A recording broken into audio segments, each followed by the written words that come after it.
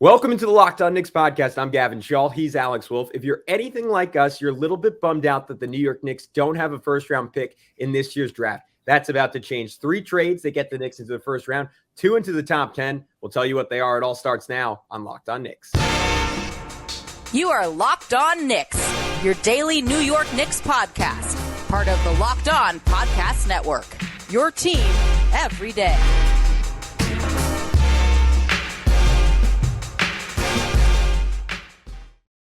Hey, what's up, guys? You are Locked On Knicks, your daily New York Knicks podcast. And if you listen every day, well, that would make you an everydayer. And if you want to be an everydayer, all you have to do is subscribe on YouTube, hit that notifications bell so you never miss an episode. And remember to subscribe on your favorite podcast platform of choice. But who would you be shilling for at that point? I'm Gavin Shaw, your favorite play-by-play broadcaster's favorite play-by-play broadcaster and a longtime NBA reporter. He is Alex Wolf, editor-in-chief of the Strickland, the greatest Knicks website in the whole wide world. Alex, the draft is typically our favorite time of year. And I feel like we're not necessarily unique in that as Knicks fans, right? It's a time of hope. It's a time of dreams. And now the team is good enough that some of our dreams have been fulfilled and we don't have to daydream quite as much, but it's still fun too. And it's especially fun to think about how the team can get even better by snagging the next young star to enter the NBA. So to do that, we're going to go through 3 trades where the Knicks can get back into the first round of the NBA draft. I'll throw it to you because I know you have a good one for me. Yeah, spoiler alert, this will probably be a multi-part podcast too, maybe like 3 parts, because the first, before we can talk too much about the draft choices, we have to talk about how the Knicks can even get back into the draft. I think I came up with a good option here, though. And this one I think is a little interesting. So it's sort of multi-layered in why it would be good for the team the Knicks would be trading with. It's essentially the Knicks paying a tax to get the pick back from the Mavericks that they would have gotten had the Mavericks not landed in the top 10. So the Knicks trade Obi Toppin and extinguish the Mavs pick obligation for pick 10. So effectively it's trading the Mavs their own 2024 pick, which is protected out to 2025, plus Obi Toppin to get back this year's pick, number 10. So obvious reasons why this is good for the Knicks is they get the 10th pick in the draft. It's a deep draft. They can perhaps draft let's say that he gets their Taylor Hendricks, who we're big fans of, that maybe fits their style of play a little better than Obi Toppin does going forward, as far as being a better spot up 3-point shooter, at least projecting to be one, having a little more rim protection experience. So, that would help the Knicks greatly. But the other part is that it gives the Knicks more financial flexibility going forward. They have to make this decision on Obi Toppin sooner than later if they want to extend him or re-sign him as a restricted free agent at the end of the season. They put that on the Mavs to decide that. But also, Obi would probably fit really well with Luka Doncic, give him an outlet pass, demon down the court to pass it down to and get tons of transition dunks. So that part would be great. As far as the Mavs are concerned, like I just said, I think Obi would be a really great fit there and would really enjoy playing with Luka, and Luka would enjoy playing with him. So that's one thing. But then the Mavs also clearly are trying to compete right now. They want to try to right the wrongs of this past season and get themselves back into a place of contention with one of the, 3 to 5 conservatively best players in the NBA on their team right now. They want to make sure that they can build something around Luka Doncic and keep him happy. So the best way to do that, get a productive player and extinguish that pick obligation, so that then they have all of their own picks open back up going forward to make a trade with this offseason. Hopefully for them, that's enough to woo Kyrie Irving back as well, make some other trade for a somewhat big name, and then, kind of reload their team and get ready to go. So I think the Mavs would maybe be into this sort of deal. Yeah, I think it makes sense for them, especially given the Kyrie trade was essentially just doubling down on we're going to have the best offense in NBA history, and it doesn't even matter how we defend. As we know, Obi Toppin, I think he would be game for that. Certainly not a terrible defender, but you could imagine him just getting to run pick and rolls with Kyrie and Luka, and similar to a pitch for trading him to Indiana, where they have Miles Turner there in a stretch 5. We've always said Obi would be completely unlocked as a player getting to play with a stretch five. He gets to play with Christian Wood there. Now, that would literally be the worst defense in NBA history. Every game they played would be like 138 to 137. But if that's the direction they want to go, that's just fine. And maybe they could even swing a trade for DeAndre Ayton with all their new picks, have a little bit of defense injected into there, and maybe make another run at a Western Conference Finals. And from a Knicks perspective, I do like it. I guess the question you're asking essentially is, would you rather have pick 10 or would you rather have Obi / a pick in the 20s this year? Because I think that's what you can reasonably get for Obi Toppin. We can talk about it a little later. Maybe you'll talk about it with our guy, Tony East. You could maybe have 2 picks in the 20s if you pull off the right trade with the Indiana Pacers, plus a first-round pick a year from now. I think there's a case to be made just because this year's draft is so much deeper that it's totally worth it to go get pick 10. I'm just going to throw back at you my one concern. I don't know if the Knicks get a power forward at that spot. I'm looking at the Tankathon draft rankings right now, and they have, as far as guys who could nominally play power forward for you, they have Jarace Walker at 6. Cam Whitmore would be a really small ball 4. He's more of a 3. And they have Taylor Hendricks at 8. So do those guys make it to 10? And if those guys don't make it to 10, what's your backup plan? Assuming the Mavs say, all right, we'll do this deal with you, but it can't be a draft night thing. We got to agree to it ahead of time. We need to lock it in. And the Knicks are in the position of like, all right, we can gamble here that our guy's going to get to 10, or we could get to 10 and maybe even throw in extra picks and try to trade up a little bit more. But if that doesn't happen, are you okay just sticking at 10 and taking someone who maybe isn't a power forward? Yeah, I think I would be, because no matter what, Julius Randle still exists. And so no matter what, there's, whoever you would draft, even if you do get a power forward there, would only get like 15 minutes a game. It's sort of the same situation we run into with Obi Toppin. So if that's the case, then that's fine. You could still draft, hopefully, like a Jordan Hawkins type or someone like that there, that's like, it fills another need. There should be plenty of shooters. Like maybe a Grady Dick makes it there. Maybe, Jordan Hawkins or, any one of the number of guys that we've talked about in the times that we have talked about the draft recently, makes it there and gives you just more shooting firepower off the bench, presumably, and gets yourself a very Knicksy type of player that, is a veteran college player that can shoot and defend and whatever else, as we've seen throughout the playoffs for, as we saw all the way up through the finals. Like, you can never have too many of those guys, because as the season goes on, guys are going to get injured, guys are going to get worn down. You're going to, there are going to be rotation changes, and you're going to need to have as many of those guys as humanly possible. So I think that would just kind of be my rationale. No matter what, too, I think at this point it would be foolish. I mean, this sucks because I like the guy as a player and just as a person, he's such a fun person to have on the team. But I think at this point, unless the Knicks have a better plan going forward for Obi, it's better to get rid of him than to pay him at this point, because I just don't think that they're going to be able to like come to a extension with him, because he's, of course, and his agent should be like, no, we're going to bet on him this year and hit restricted free agency, let someone else pay us rather than you guys, because you're suppressing his value by not having him play as much. And so, if you can't lock down that extension and then you let him hit restricted free agency next year, then are you going to match some bloated offer from some other team to pay him like, $15 million or something potentially to come off the bench and back up Julius Randle for 14 minutes a game? I just don't really see it. So I think no matter what, even if you don't draft a direct replacement for him, I think it's better to sort of just replace, just from a pure like business perspective, replace Obi's salary slot on the chart with a cost control guy for another 4 years rather than keep him. Yeah, and I think even more than just, certainly a salary slot, but also just having a high upside piece. And I think that is, to me, it's really crucial from a cap perspective that you make a pick at least every other year. But it's also really crucial from a talent perspective, right? Because if you're the Knicks, you're in a really good position right now, but you also need to keep taking swings. And of course, everyone wants that swing to be on a surefire star, right? Because it's not really a swing, right? You're playing, you're hitting off a tee, essentially.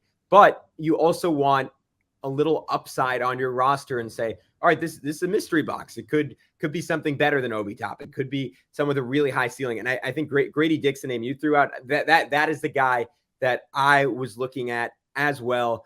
Just because the Knicks don't really have a body type like that on the roster, like someone who's over 6'7", with a super long wingspan, known as a shooter, but is also a really, really plus athlete. I've talked about in this pod before. Like, I got to broadcast one of his games in high school at Sunrise Christian, and he had a terrible shooting game. They were the number one team in the country, and they almost got upset. But he was getting dunk after dunk after dunk in that game because he was big, he was long, super strong around the basket. And could really leverage the fact that he has to be covered 25 feet and in. So I think he would be an excellent option for the Knicks. Alex, I want to up the ante a little bit. I want to propose to you a way the New York Knicks can get into the top 5. But first, do you want to tell us about PrizePicks? Yeah, absolutely. And, our buddies at PrizePicks have a great game that if you're into daily fantasy, you should be checking out because it's different from anything that you've played before. Basically, if you've played daily fantasy in the past, you've probably run into those games where you have to build a roster using these like arbitrary numbers that they throw at you, like, oh, this guy's worth $2 million and this guy's worth like $5 million, and you have $20 million to build a team and score the most points possible. The only problem being that there's unlimited entries available in these contests, and then like a couple people buy like half the entries, and then you're just kind of stuck there with your one little entry that you didn't have a spreadsheet to tell you how to play and all this other stuff, and you just effectively flush a few bucks down the toilet unless you get phenomenally lucky. It starts to feel more like playing the lottery than playing a fantasy game with a little bit of fun money on the line. That's where PrizePicks come in. It's totally different. It's just you versus projections available, and basically the way it works, you pick 2 to 6 players and say if they're going to hit above or below their projection. We just exited basketball season, so can't do that anymore, but you can definitely do like baseball now throughout the baseball season. You could do the WNBA. You could do like any other sport that happens to be going on. Build your ticket with any sport, any player, and just pick against their PrizePicks lines that PrizePicks sets. So let's say that it was like, I don't want to pick a Met right now, but okay, fine. Francisco Lindor over or under 1.5 hits in a game. You could say under, definitely smash the under right now, and pick that along with a bunch of other players and a bunch of other lines, and you could potentially win up to 25 times your money on any entry. You're not competing against other people. It's just you versus the projections available. And they offer projections on all the sports you watch, including the NBA, NFL, MLB, NHL, PGA, college football, men's college basketball, women's college basketball, soccer, WNBA, esports, NASCAR, tennis, MMA, boxing, disc golf, Euro basketball, cricket, and more. And you can enter in 60 seconds or less. It really is that easy. And they offer safe and fast withdrawals. So download the PrizePicks app or go to prizepicks.com to sign up and play daily fantasy sports. First-time users can receive a 100% instant deposit match up to $100 with promo code Locked On. If you deposit $100, PrizePicks will give you $100. If you deposit $50, PrizePicks will give you $50. So don't forget to enter promo code Locked On at sign up for instant deposit match up to $100. All right, Gavin, we're back into keep talking mock trades to get the Knicks back into the draft. I pitched you on the first one, so now it's your turn. Pitch me. How can the Knicks get in the top 5 in this draft? All right. I think the Houston Rockets are a prime candidate to trade out of the 4th pick. They miss out on not that this is a 3-person draft by any means. The beauty of this draft is there's a decent chance you're getting an all-star at pick 7 or 8. But Houston is already so young, so dependent on their young talent. Allegedly, they want to bring in James Harden this offseason. They bring in Ime Udoka.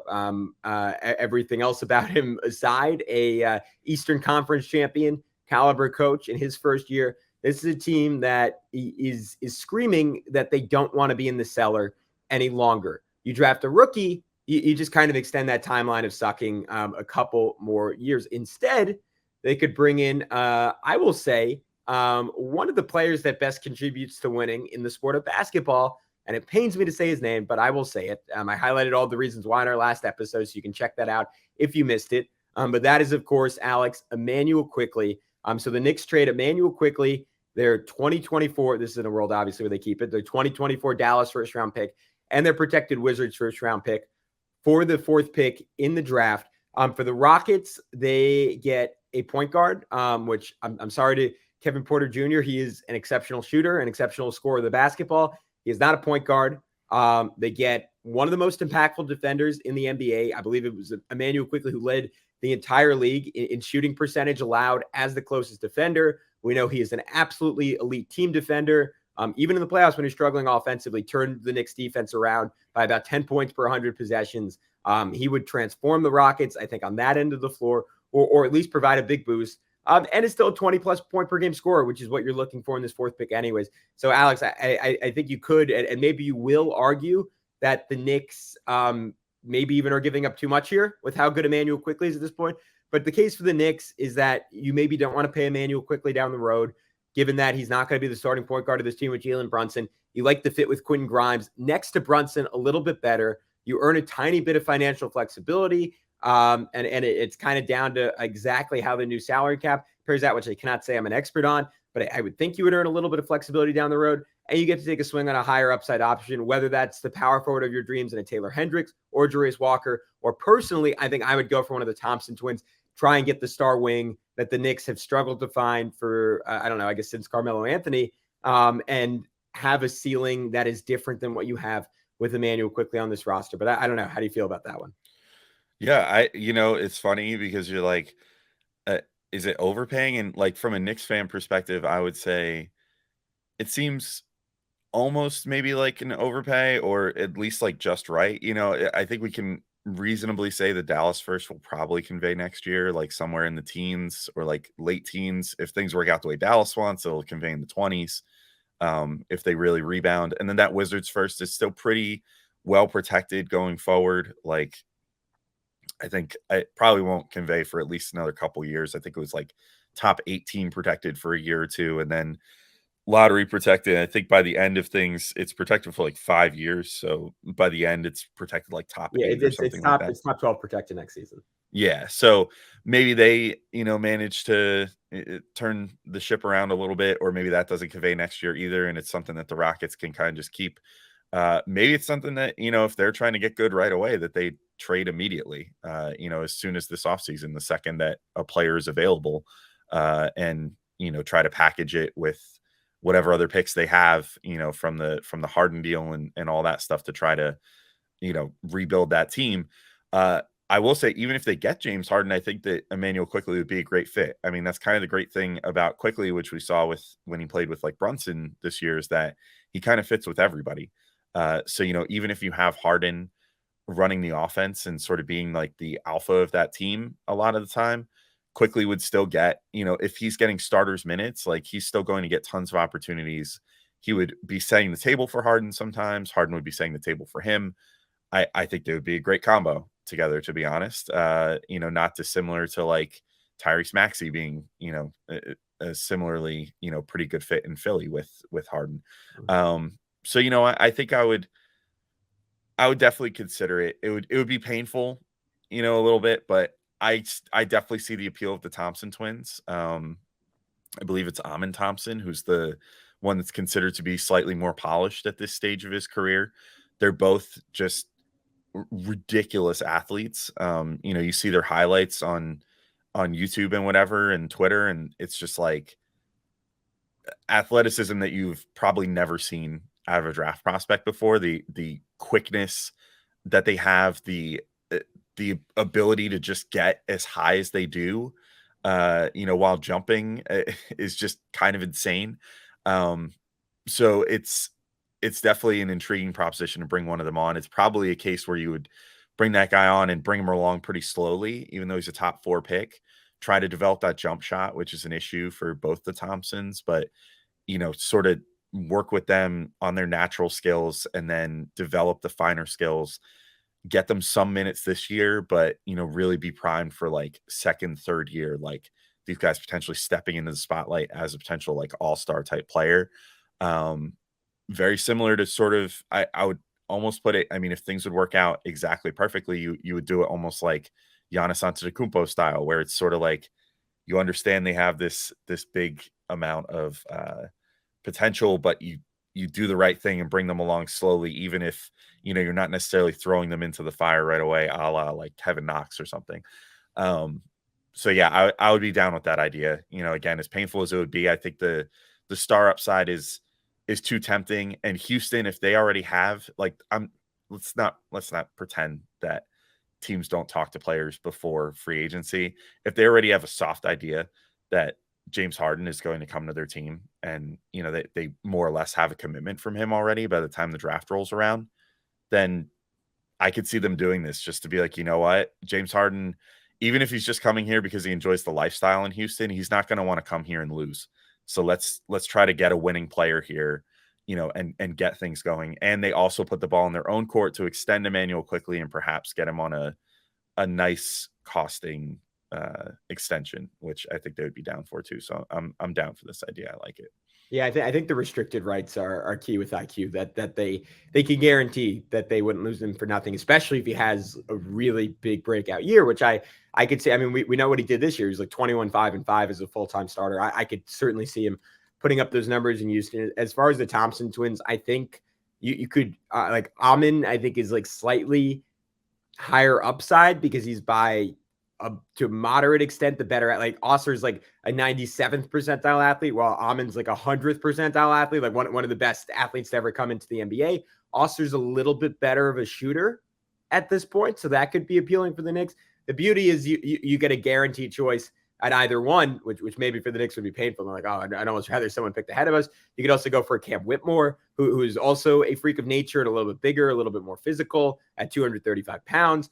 You could talk yourself into Jarace Walker or Taylor Hendricks if you know that you want to trade off Julius Randle in a separate deal. There would be plenty of options for the Knicks. But again, I think the star wing is probably the way to go there. And the beauty of those two guys is they're both, again, like you could question the level of competition, but they're really talented passers. They both averaged 8 assists per game last year. So to me, that's what is maybe the most intriguing. Like you're not just getting like a monster athlete in your future. If everything goes right, you're Paul George type of wing guy. You're getting guys who are really unselfish, really good instincts, moving the basketball along. And I think the Knicks offense, like if it didn't become super duper clear in the playoffs, they could use as many of those guys as humanly possible. And as we just watched with the Denver Nuggets, the best passing team in the NBA, it really pays dividends against a defense like the Miami Heat to have a bunch of dudes who can not only get their own, but are willing movers of the basketball. All right, we'll step aside one final time and let's get into, a rare cross river trade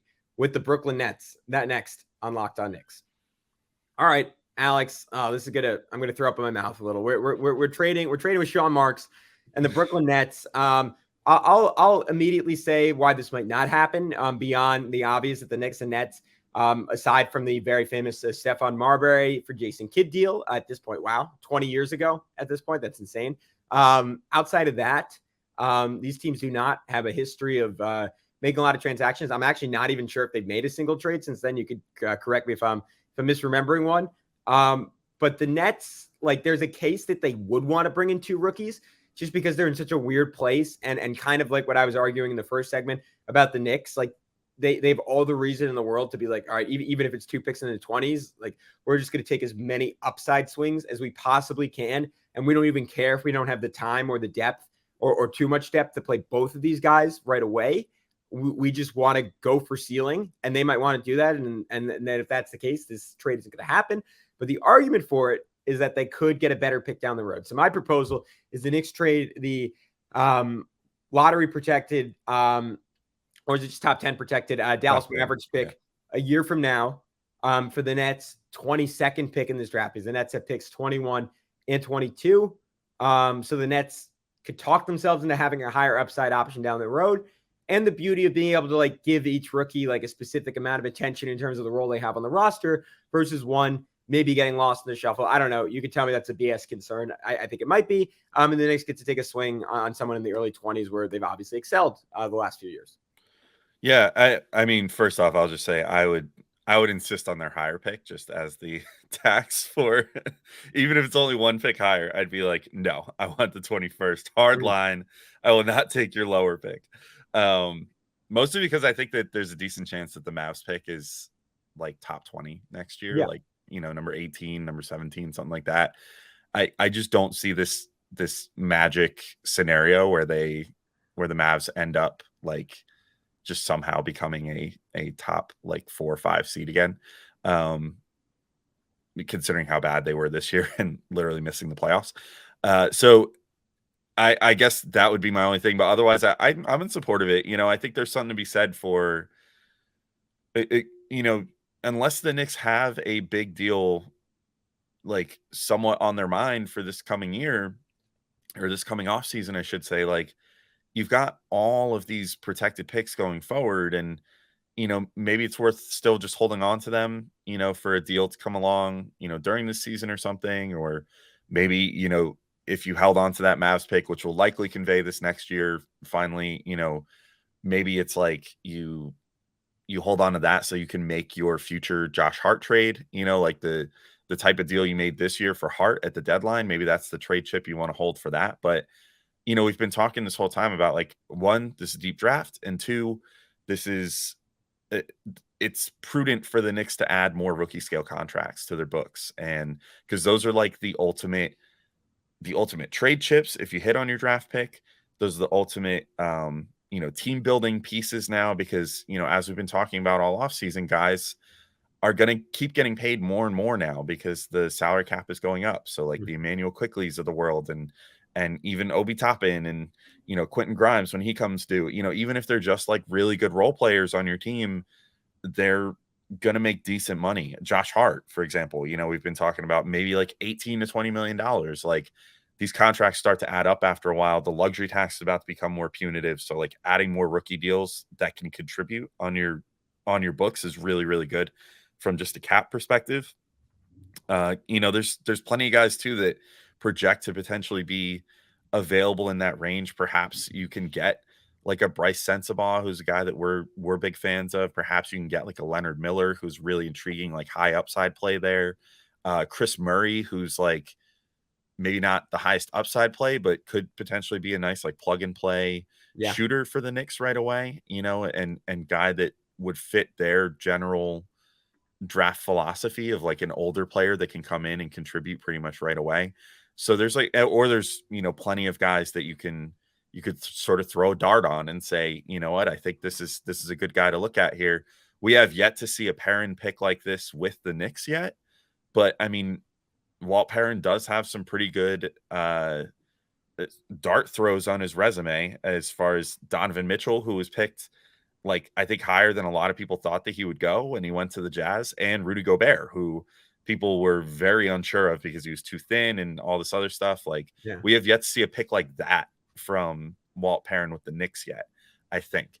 So we'll see how that goes. But if the Knicks can get in that 20-ish pick range, I think they should probably go for it, even if it means giving up one of those protected picks, because I think in this case, a bird in the hand is maybe worth more than one in the bush. I don't know how that saying usually goes, which one is more valuable or whatever, but I think in this case, the bird in the hand might be worth a little more to the Knicks, both this coming year and going forward, to have another rookie scale contract on the books. Yeah, I think two guys, if we were talking dart throws, that I would look at were Dariq Whitehead and Bilal Coulibaly, who plays for Mets 92 with Victor Wembanyama, and Wemby's been making a case that he should be a top 5 pick, but I know he's a guy people are really rising on. And for a near 19-year-old playing international basketball, putting him 18 points, 6.5 rebounds, couple of assists, what really stands out, a block and 2.5 steals per game. Like those are always really good indicators defensively. Whitehead, someone people projected as like maybe even sneaking into the top 5. I think at points in this past cycle, he was right there with Nick Smith out of Arkansas for the number 1 rated recruit in the entire country. And he shot very well for Duke, despite playing through, I believe it was a foot injury that eventually required surgery. He's someone, if he was there, I would love for the Knicks to take a shot at, as like even if it's let's just say it's a 20% scenario, like he hits the ceiling and it, or not even a ceiling, but becomes like a near all-star type player. Like that is a great gamble for the New York Knicks with a pick that they otherwise wouldn't have had this year. So I'm with you. I'm all about the Knicks finding a way to get a pick and grabbing someone with upside and then trusting their developmental program. I mean, we've seen Deuce McBride essentially take a redshirt year his first season, then come out and be really good this season. We saw Emmanuel Quickly, like definitely not a redshirt season, but he developed like rapidly and at least initially, mostly behind the scenes for the New York Knicks. This is a team and a front office with an excellent track record of doing just that. Draft someone with some talent, take a little bit longer than you normally do, where they have ready-made college products, and see if it can pay dividends down the road. I think that's the way to go. But Alex, unless you have anything else, I think that is a good note to wrap up on. This is it for this edition of Locked On Knicks. But Alex should be back later with a podcast specifically on a trade with the Indiana Pacers, maybe involving Obi Toppin. I know you all know that's a rumor out there. And we'll have another special guest in Howard Beck later this week. And finally, maybe some more pods on the draft. But until next time, he's Alex. I'm Gavin. We'll talk to you soon on Locked On Knicks.